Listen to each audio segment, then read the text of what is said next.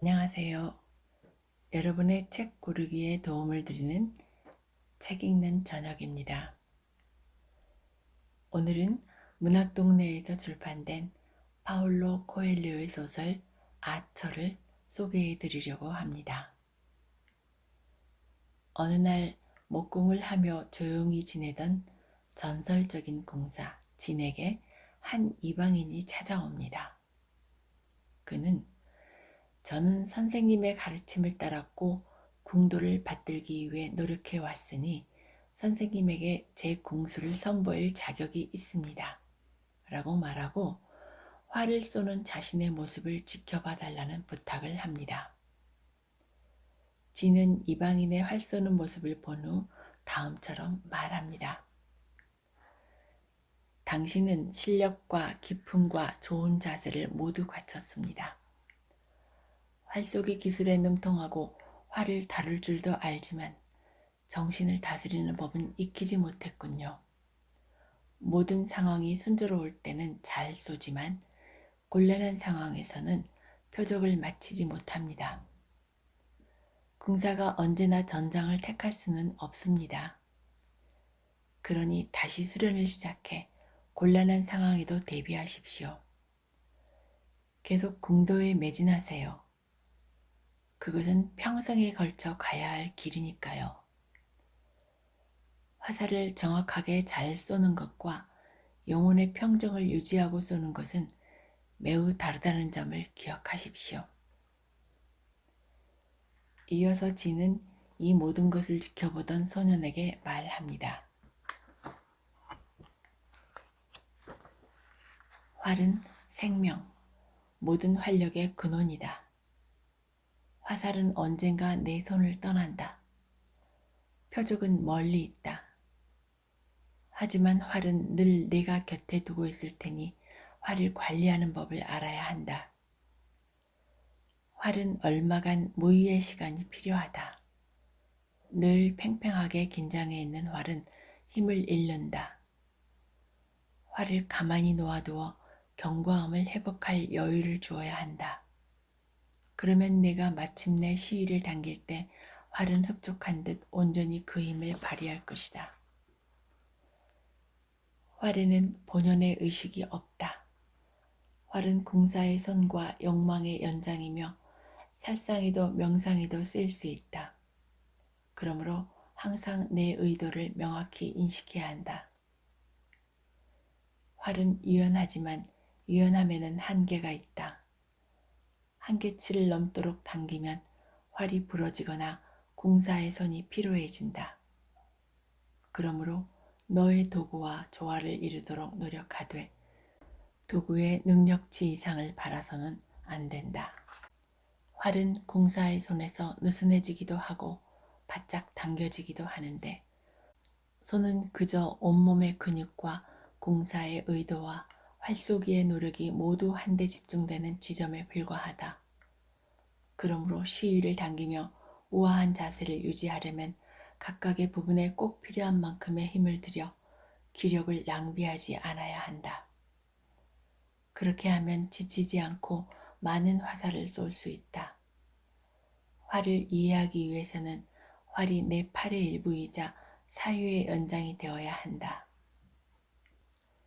화살은 의도다. 화살은 활의 힘을 표적의 정중앙에 전달한다.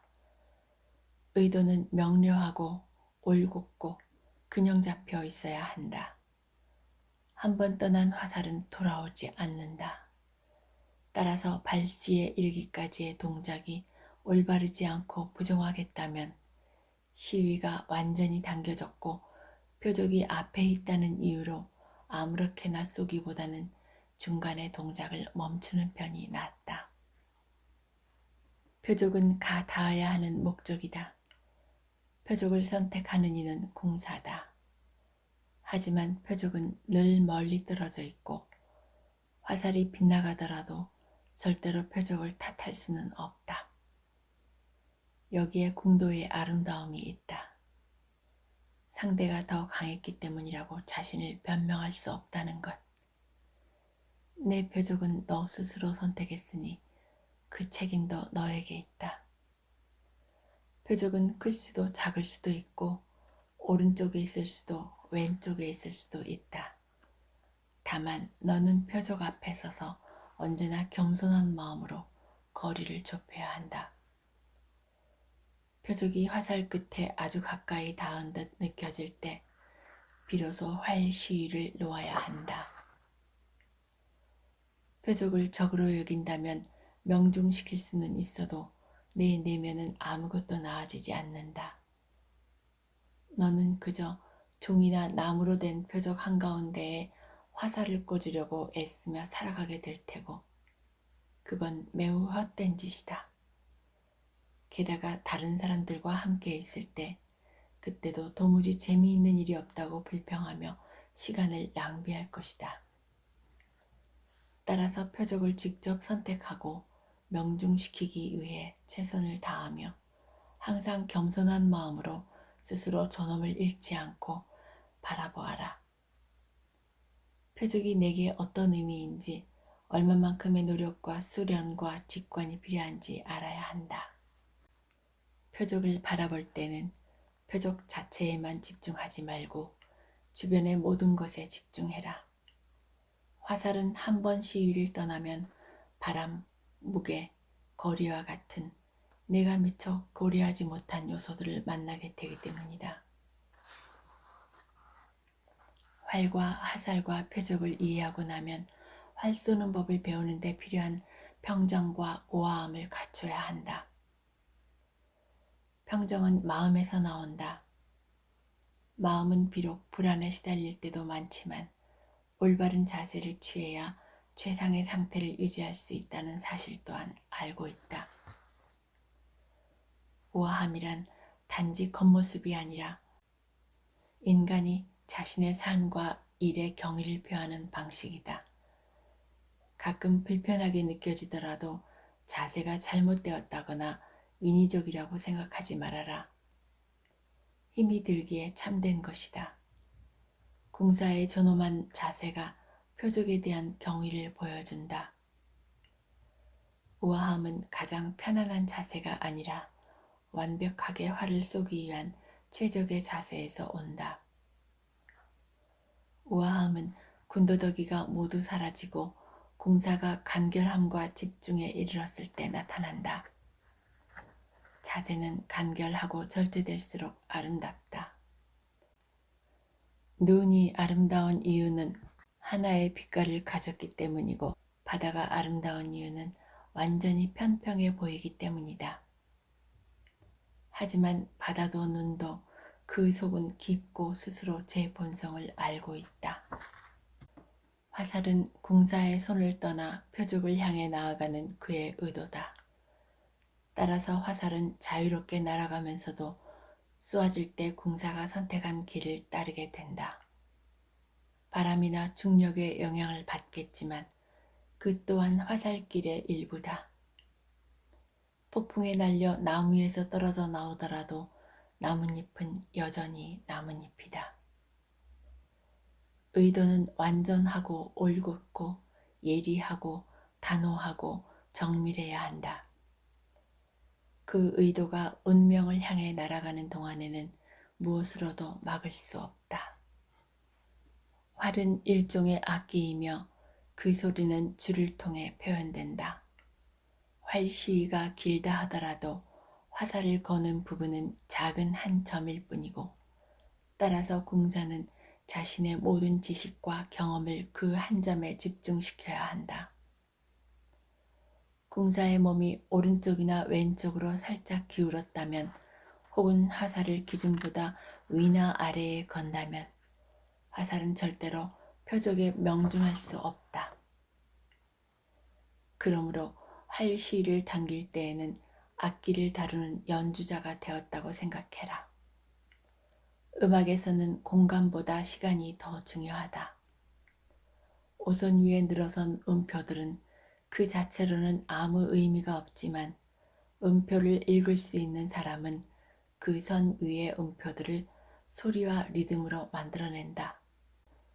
이제 너는 활을 당기고 올바로 호흡하고 표적에 집중하고 의도를 명확히 파악하고 우아한 자세를 유지하고 표적 앞에서 겸손하기 위해 어떤 노력을 기울여야 하는지 알게 되었다. 하지만 세상 무엇도 우리 곁에 오래 머물지 않는다는 사실 역시 알아야 한다. 때가 되면 내 손을 펼쳐 내 의도가 제 운명을 따라가도록 놓아주어야 한다. 그러므로 우아한 자세와 정확한 의도를 갖추기까지의 과정이 아무리 즐겁더라도 궁깃과 살촉과 화살의 형태가 아무리 감탄스럽더라도 언젠가는 화살을 내 손에서 떠나보내야 한다. 하지만 준비가 제대로 되지 않았다면 화살을 쏘아서는 안 된다. 준비 없이 쏜 화살은 멀리 날아가지 못하기 때문이다. 정확한 자세와 집중의 순간이 지나버린 후에 화살을 쏘아서도 안 된다. 계속 그 상태를 유지하기 어렵고 손이 떨리기 시작하기 때문이다. 화살은 활과 궁사, 표적이 우주의 같은 지점에 모이는 순간 떠나야 한다. 이를 영감이라고 부른다. 이후 진을 찾아왔던 이방인은 어떻게 됐을까요? 또 더 이상 활을 쏘지 않고 목공일을 하며 살아가는 전설적인 공사 진에게는 무슨 일이 있었던 걸까요? 끝으로 진의 이야기를 더 들어보겠습니다. 궁도의 규칙을 모두 잊고 전적으로 직관에 따라 행동할 때 궁사는 진정한 깨우침을 얻는다. 하지만 규칙을 잊을 수 있으려면 먼저 그 규칙을 인지하고 존중할 줄 알아야 한다. 그 단계에 이르면 배움의 과정에 필요했던 도구는 더 이상 필요하지 않다. 활과 화살과 표적은 이제 필요하지 않다. 그 길에 이르게 한 수단보다는 길 자체가 더 중요하기 때문이다. 글 읽기를 배우는 학생의 경우도 마찬가지다. 어느 순간 학생은 글자 하나하나에서 벗어나 그 글자들이 만드는 단어를 읽어내는 경지에 이른다. 하지만 단어들이 한데 붙어 있다면 아무런 의미가 없거나 이해하기가 무척 어려워질 것이다. 따라서 단어 사이에는 공간이 있어야 한다. 하나의 행동과 다음 행동 사이에 궁사는 자신이 해온 모든 것을 기억해야 한다. 동료들과 이야기를 나누고 휴식을 취하고 살아있다는 사실에 만족해라.